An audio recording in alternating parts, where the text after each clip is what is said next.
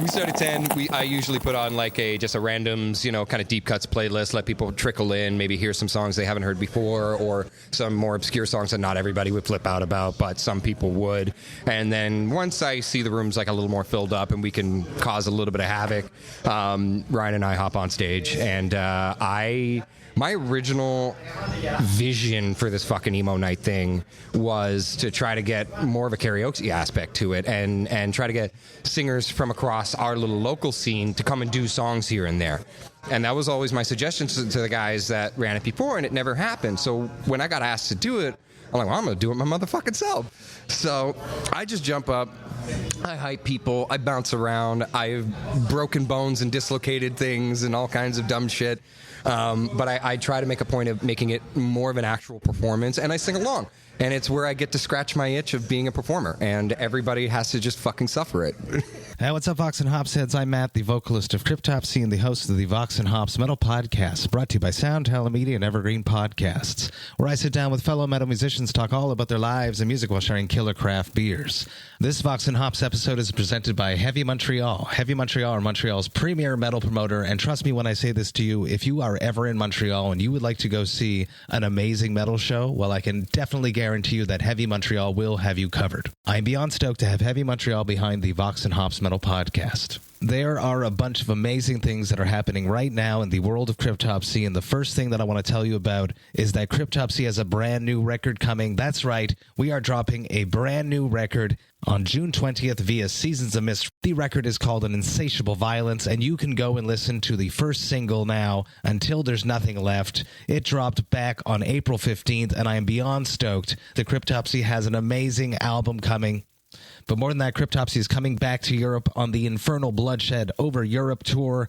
We are coming back with Decapitated, Warbringer, and Carnation. This tour has been put together by Avocado Booking, and we are goddamn so stoked to be back. This tour kicks off on May 3rd and runs all the way until June 7th. You should grab your tickets and come and party with me and come and celebrate that Cryptopsy has a brand new record coming on June 20th. We are going to be playing some of that on this tour. Come and hang out. It's going to be a blast.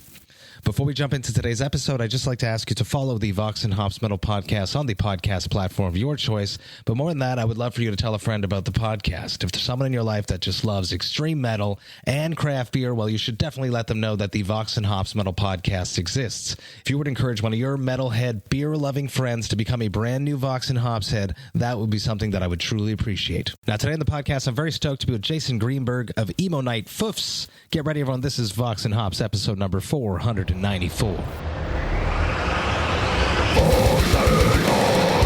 I warn you, what you are about to hear is very disturbing indeed.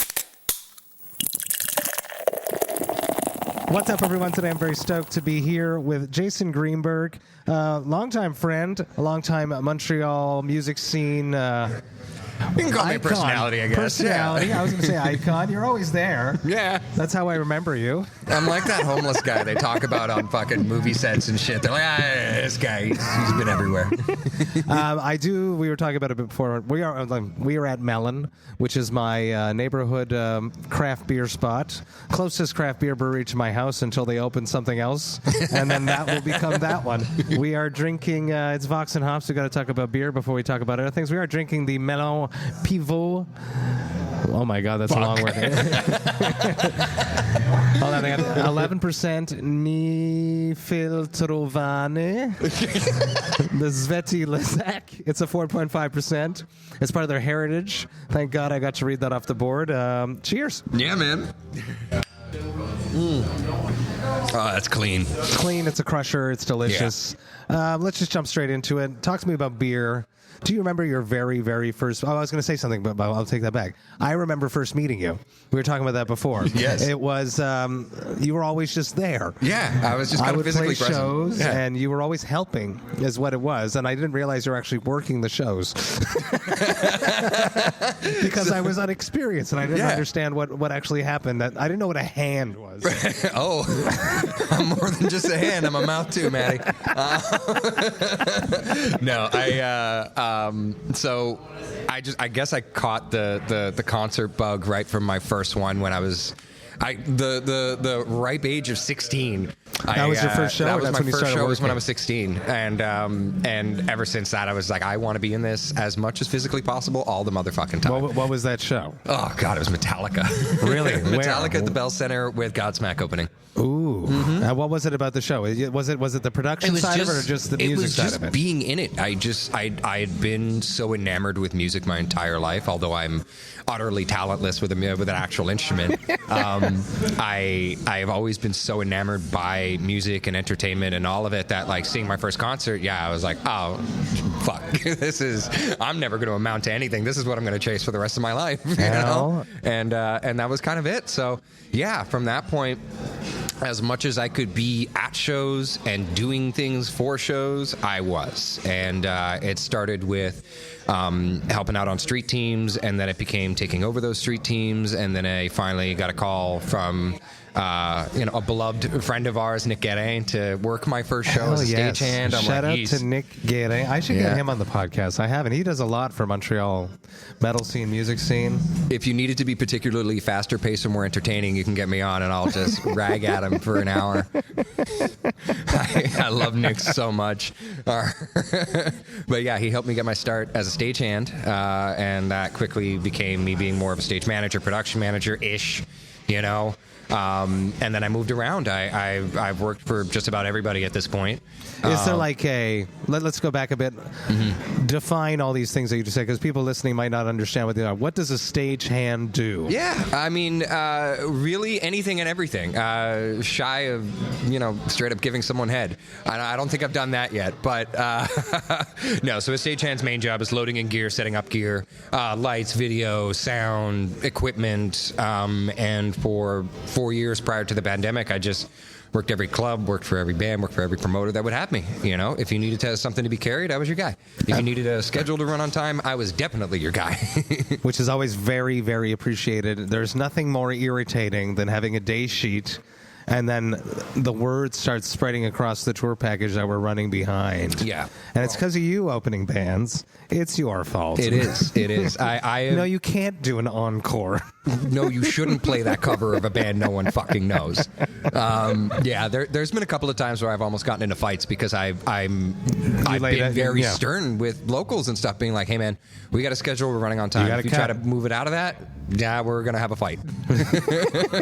Production manager. You mentioned stagehand. You said stage manager. The stage manager would be the person that makes sure that a stage runs on time. And production manager, what's that now? So production manager is more about the making sure that the entirety of the show, including the band's personal needs, are all taken care of. So paying people, getting their rider filled out, making sure that there's enough staff in terms of having stage hands and this and that, making sure that the venue's properly set up. It's the show from the ground up minus the booking itself. So I've only done that maybe once or twice in very small capacities.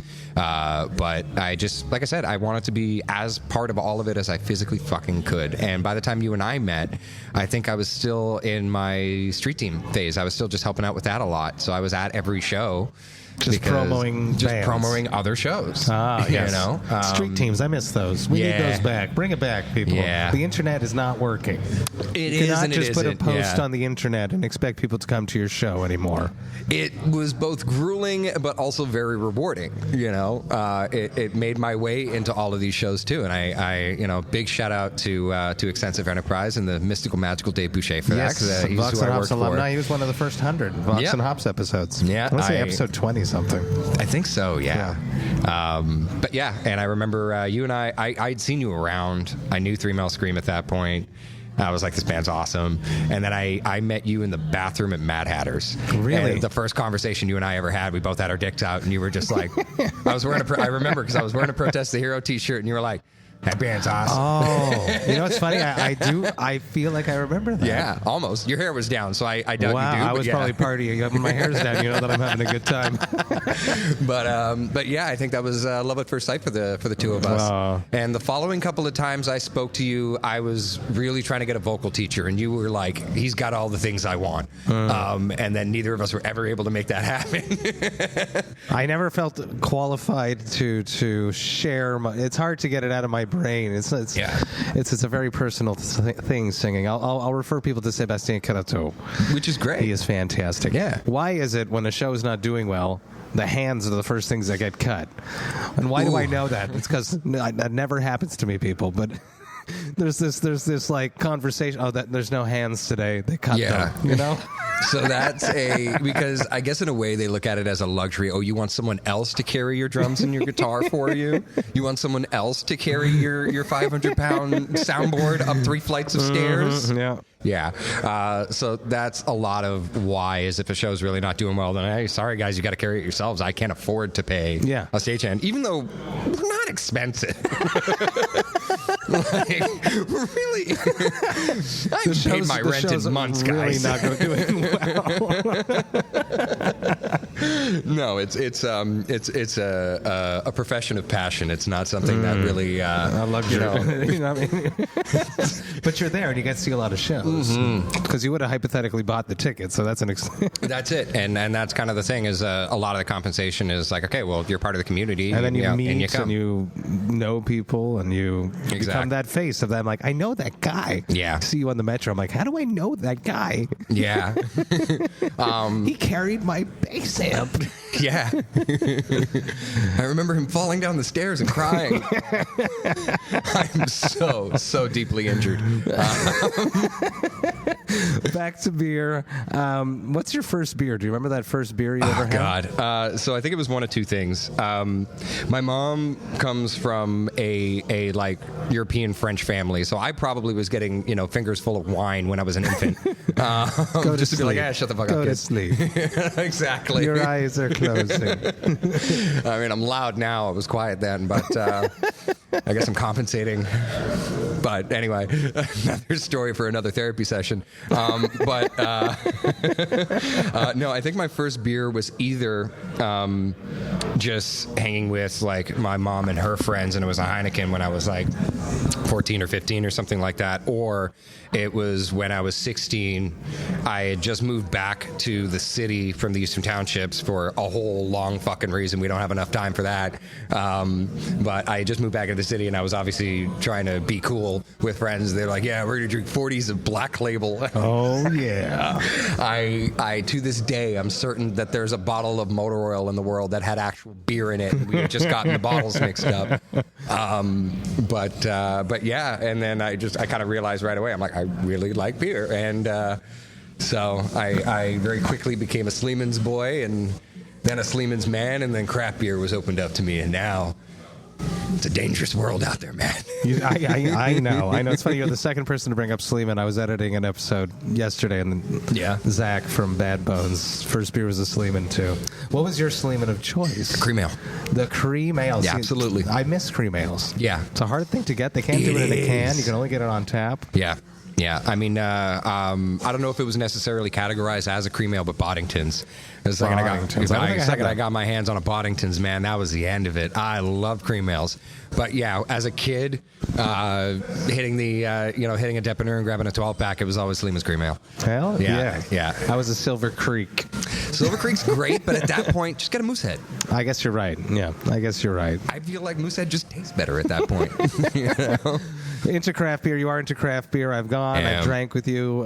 Sour beers, if I remember correctly. You're into the sours. Sours and stouts, baby. I go on either end of the fucking spectrum. If I want something, that just tastes nice to drink, then yeah, I'm going to reach for a nice fruity sour. And if I want to feel like I have any testosterone left in my body, then I'm going to grab a stout. What are your favorites? If you can, breweries that you like, something that you resonate towards. Love everything that Lager beer puts out, especially their tiki sours. That's super fun, those beers. Yeah. Fucking phenomenal beers. Dumoulin comes out with some really great ones. What are some others that have really caught my eye? God, I can't remember what you brought me and we shared. It was so good. I made a point of picking up. It was a Jelly King. I'm trying to remember. From Bellwoods. Yes. Yeah, it was awesome. Yeah, I was. That was before I had gone because it was like end of pandemic when we hung out. Yeah. And I hadn't picked up touring yet, I don't think. Yeah, and I think it was just before pandemic. I was down in the States and I grabbed one. And you had saved one. Yeah, and I saved it for you. So much fun. Yeah. Yeah, Such a good guy, Jason Green. Music. You mentioned that you didn't know talent, but and you wanted to sing though. So talk to me about that. Jumping into music. It's after that Metallica show. So, as a kid, I always loved singing, even though I was never any good at it, and I'm still not.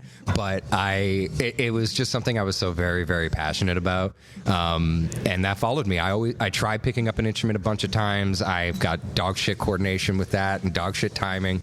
But I think, around when I was 16, I jumped into my first band and grabbed a microphone for the first time. And just tried, and that was heroin, and I've been addicted ever since. So, I've never been in a successful band. I don't think any of my bands have ever had a T-shirt even or gone out of town, but I've been in some bands and I've played a whole lot of shows, and I really love it. It's everything I get out of bed for in the morning. So as long as I'm at least like in proximity of that, my life's worth living. What are some venues that you play that you miss that are defunct now? I have a few venues from Montreal that I just miss dearly. Yeah. Because I had such like formative shows there. What would be some of yours, and we'll see if we match up. Some of my drunkest shows were. That doesn't mean it's a good show. All of my shows were not good shows, man. Send someone to an emo night; they'll see for themselves. But no, we're building up to emo. We're building up to the emo. But Club Lambie was a fun one. Yeah, Lambie. I never played there. They had Where solid was that? sound. It was it's in the Plateau. I think it's Saint Laurent and near Mount Royal. I think I did go to a show there once. Yeah, you for sure did. What's I think that I saw band? you at a show there once. There's a band from people from Steve's with 2 bassists or 2 drummers. Oh.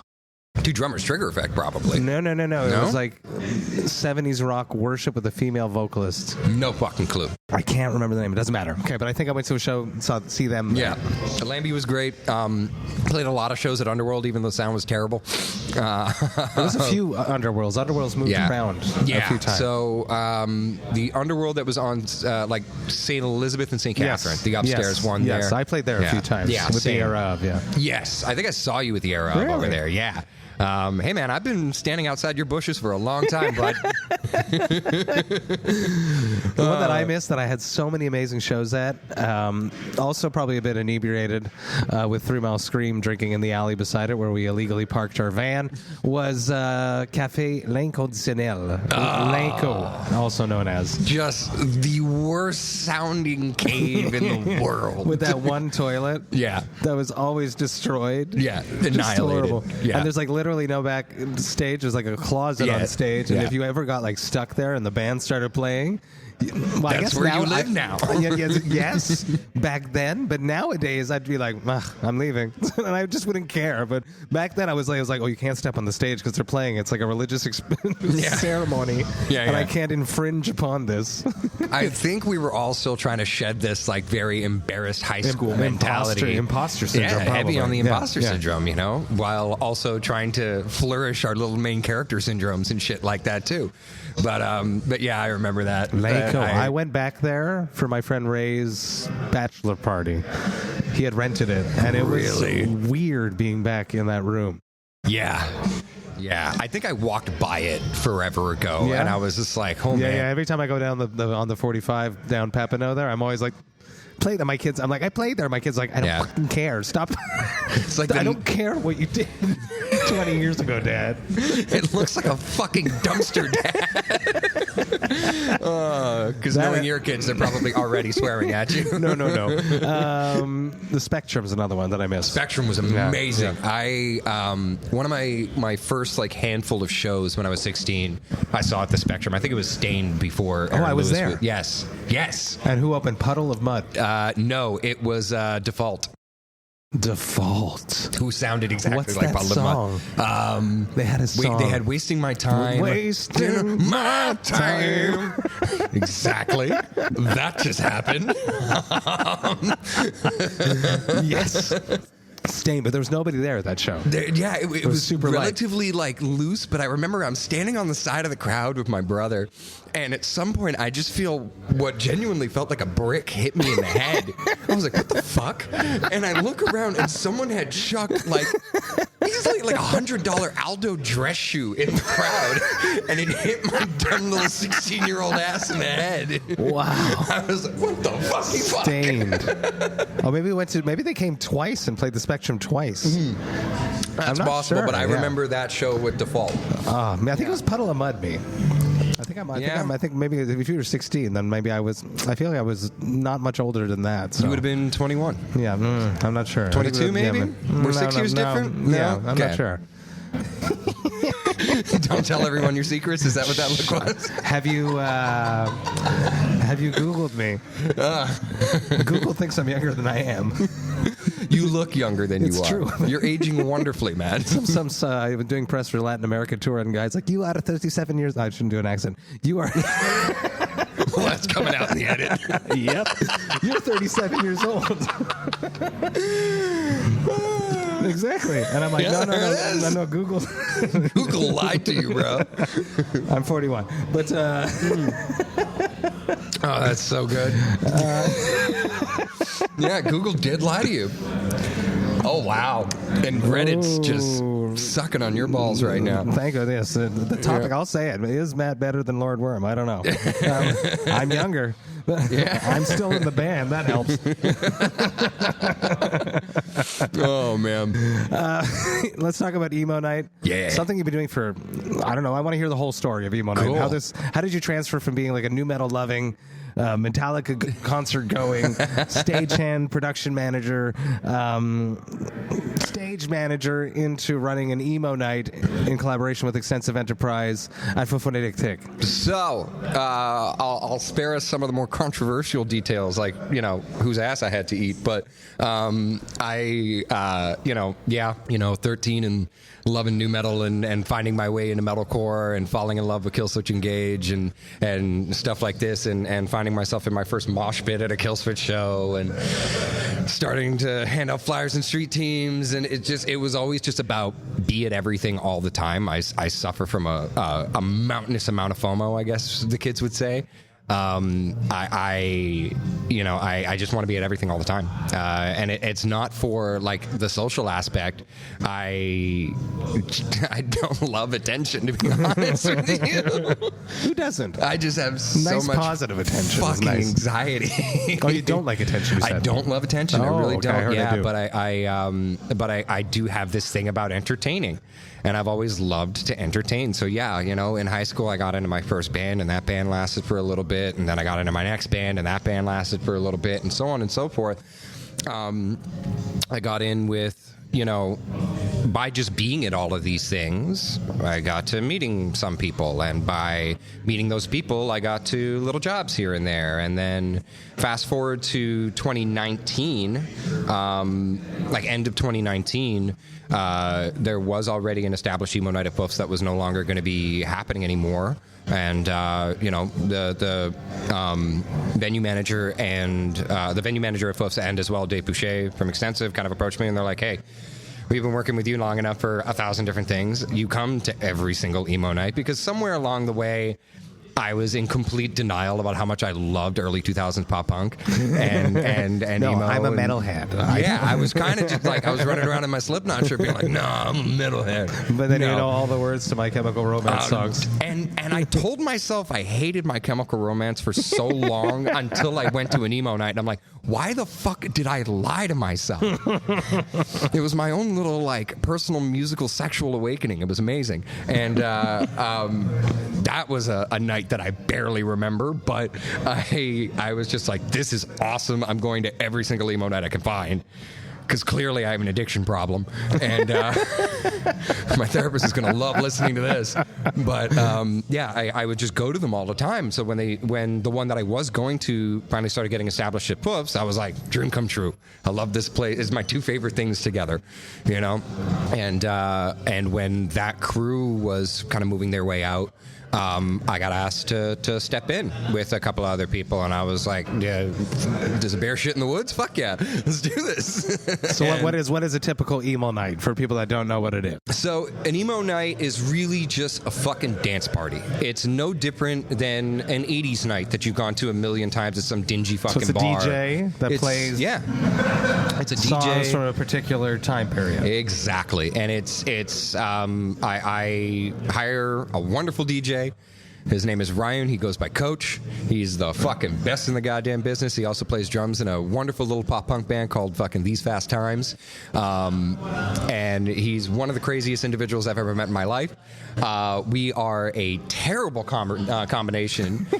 We're like bleach and toilet cleaner. Like, we just make mustard gas together. It's awesome. And yeah, it's been a long road of working with a lot of different people, but now it's Ryan's running the songs, because again, I'm useless if you put my fingers on anything. And I pick the songs. He throws in what I make the whole playlist. Yeah. And I keep my ear to the ground as much as consumably possible, to just know where that kind of trend is going and what people are listening to what out of the old shit, and where I can kind of where do you find this stuff? Yeah, I mean, I still go to a ton of pop punk shows, and I still go to a ton of fucking like emo's serious as it's cliche as it is. It's back, not dead, dude. No, I know it is. It's like everything from 20 years ago is all of a sudden cool again. Totally. We could say that about a lot of different death genres of music right now. It's having a good moment now. Classic death metal, and then there's you look at the When We Were Young festival. Oh my God. As an example, it's a huge thing. And that's the result of a festival, like an event planner, taking a look at what's happening on TikTok and being like, oh, we can do that. We have all the money in the fucking universe. Let's go. We can throw some money at these old bands and make them come back. Yeah, you know? And then we'll all find out about their sexual assault allegations.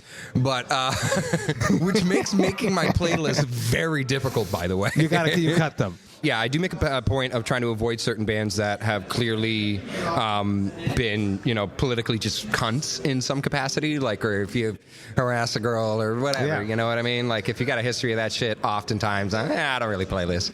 Like, and the playlist is different every time. And how many times a year do you do this? We go once a month, and we take usually January and like September off, where it's back to school, and after the holidays, so that I can maybe slip some of my removed vertebrae back into place, kind of thing. So what do you do? I've seen pictures, because the wonderful Mihaela Petrescu shoots it all and takes pictures, and I see the pictures, but I've never actually been to an emo night. So it starts at what time? What happens? So doors open at 10. We usually put on 10. That's when it'll come. Yeah, exactly. Yeah. How do you guys do? We have to do a whole lot of like loving each other the next day. I say because Liz Imperial is here with us. Yeah. Yes, the mighty and most fabulous lizard in the world, Liz Imperiale, founder of Bucketless Fucking Entertainment, which is also a lot of where I got my placement in this scene. I owe her everything. I was cleaning up my house last night, and I found a calendar that I had from July, probably 2018, when I had podcasts written on a Sunday or a Saturday weekend, and it was the round table that we did with Rockman. I think you were there. I was there. And Liz was there, and that's when I announced to the world that I was starting Vox&Hops. Yeah, that's a fact. Yeah. It's funny that I saw the paper yesterday. What a crazy journey we've all been on together. 6 years. You know? Yeah. It's nuts. It does feel longer, which is what Liz just said. She's physically here. She's not using me like a sock puppet. Back to even on what happens. Yes. Starts at 10. So we start at 10. I usually put on like just a randoms, kind of deep cuts playlist, let people trickle in, maybe hear some songs they haven't heard before, or some more obscure songs that not everybody would flip out about, but some people would. And then once I see the room's like a little more filled up and we can cause a little bit of havoc, Ryan and I hop on stage, and my original vision for this fucking emo night thing was to try to get more of a karaoke aspect to it, and try to get singers from across our little local scene to come and do songs here and there. That's cool. And that was always my suggestion to the guys that ran it before, and it never happened. So when I got asked to do it, I'm like, well, I'm going to do it my motherfucking self. So I just jump up, I hype people. I bounce around. I've broken bones and dislocated things and all kinds of dumb shit. But I try to make a point of making it more of an actual performance, and I sing along. And it's where I get to scratch my itch of being a performer, and everybody has to just fucking suffer it. Do people come up and sing with you? Every once in a while, yeah. I'm trying to grab people more often. I've been a little head shy of it because it's like, you're all so drunk. I can't trust you around thousands of dollars of equipment right now. And the video. You know, so, but yeah, now I'm trying to be a little more like welcoming of it and selective of it, and just, grab a random person, throw them a microphone, and away we go. I keep an extra microphone on stage for that exact reason. That's awesome. And we're trying to work this on runs more from 10, guests. and you get on stage around what, 11, 12? Yeah, 11:30 we usually get on stage. And then you end at fucking 3 o'clock in the morning, baby. God. I stay on. I don't even get off for a piss break this for is 3 hours. Your gym for the... Yeah. I don't move for like 2 days after that. I can imagine. Everything hurts. Wow. Yeah. That's super sick. But it's my own personal little, I'm acting like I'm Dave Grohl for a night. I'm on stage for 3 hours, and I play every single goddamn song, and I sing along to every single goddamn song. What's your song? Do you have like a song that you do feel, because you've been singing for a long time at this point, you must have mastered some. There's some stuff I've gotten okay at. I am very proud of my screaming. I, a little bit like you, am a student of Melissa Cross. That's true. We spoke about that. Praise be. Thank you. It's because of Liz that I interviewed Melissa Cross. That's true. I was listening to that episode on the way here, and like tears in my eyes the whole time. Yeah, it's actually the last time I used my warm up. Aww. Sorry, Melissa.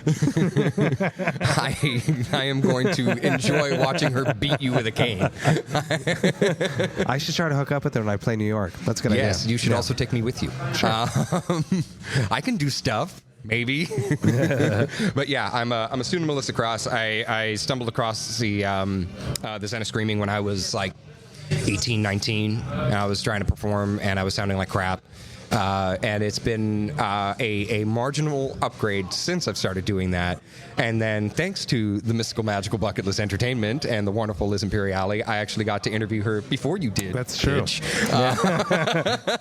And I took some classes with her. We text all the time now. She's awesome. And I think Liz was physically there when this happened. I had one of her group classes with her, and I was doing so how she does is she does these online Zoom classes with like a couple of people from around the fucking world. I did one of the Scream ones with her, just because, come on, I can always get better. And she had me like kind of being the guinea pig for a couple of things. I was like, yeah, I want to try and work on this and on this. And she's like, okay, do this, do that, do the other. And I could hear this like curiosity kind of peeking in her voice, like, what else can you fucking do, kid? And I did all of it. And she ended that with, don't come back to this class.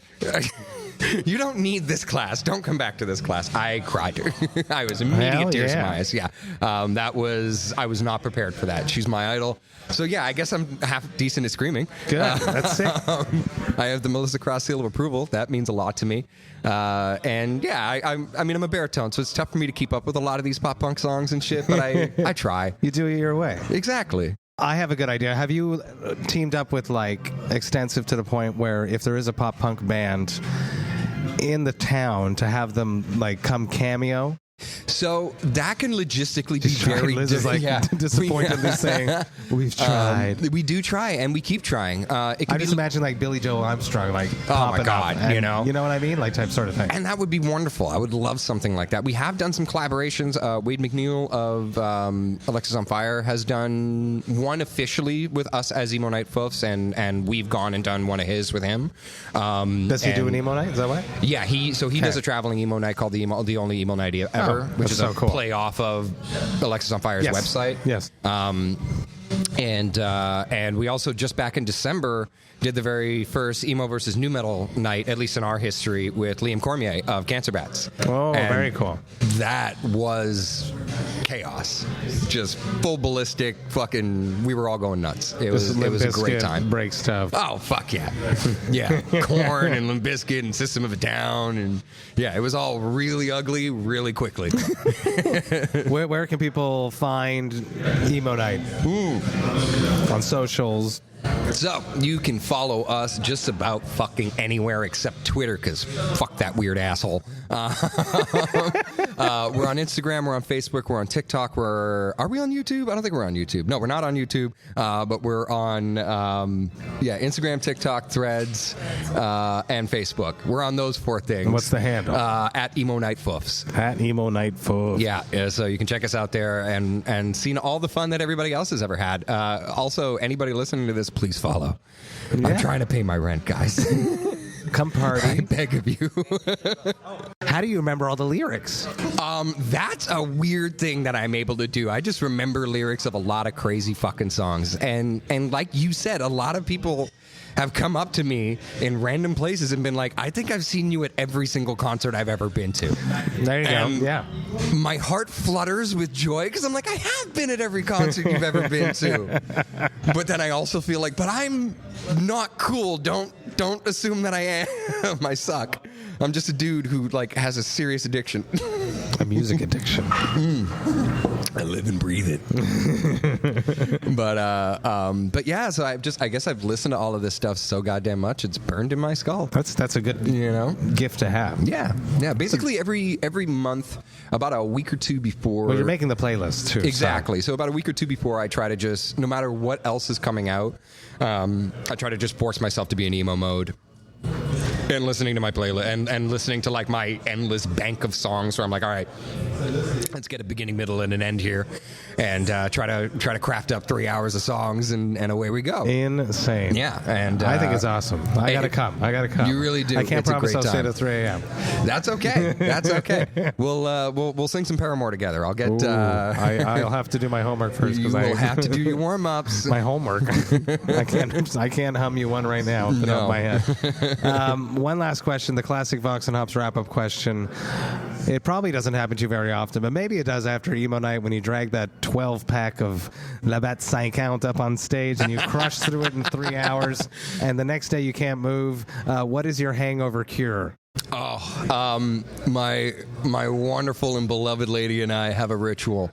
We only get out of bed to feed the cats. Nice. And then go back to bed. Oh, I wish. We DoorDash some fucking Belle Provence. Nice. Very specifically the one on Newman in LaSalle, because that one's the shit.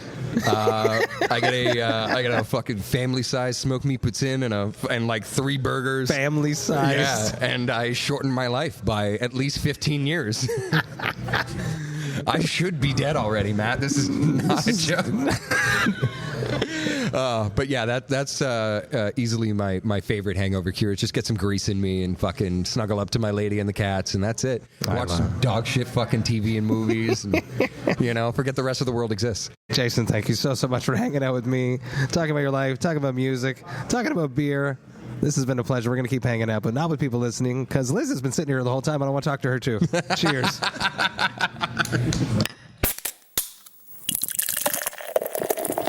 Hey, thank you all so much for listening right today. You know that I love and appreciate that. Man, this was a hilarious conversation. I love hanging out with Jason. He is just so funny and self-deprecating and just fun to be around. What a fun episode this was, and I laughed my ass off when I was editing it as well, and I was writing Jason as I was doing that. I'm excited to go to Emo Night Foufs. I have not been there yet, as much as Jason and his partner Liz like to bust my balls about. I am attempting to go there soon. Maybe I will have gone there by the time you guys all hear this, and I aspire to, and if I haven't yet, well, I apologize, Jason and Liz, because I definitely should go to an Emo Night Foufs, as much as all of you guys and girls should go to Emo Night Foufs. Go and have fun, have a blast, watch Jason jump around, and just have a great time up on stage in front of everyone, just scratching that entertainer itch. Massive cheers to Jason and his partner Liz, who I love, for being awesome and hanging out with me, and I cannot wait to do this again. And Jason and Liz have been telling me that me and Jason should start a new podcast. So if that's something that you people would be interested in hearing, please let me know, so that I'm inspired and motivated to start a whole new podcast with Jason, where we can just talk shit and laugh and be fun. I'm thinking about it hard, so maybe we will do it, and your comments might actually just push me over that edge to actually do it. Massive cheers to you all. The Vox and Hops Metal Podcast is brought to you by Sound Talent Media and Evergreen Podcasts. I hope you have a killer rest of the week. I will be back next week with another episode, but until then, remember to enjoy life, metal, and craft beer. Cheers, Vox and Hops heads.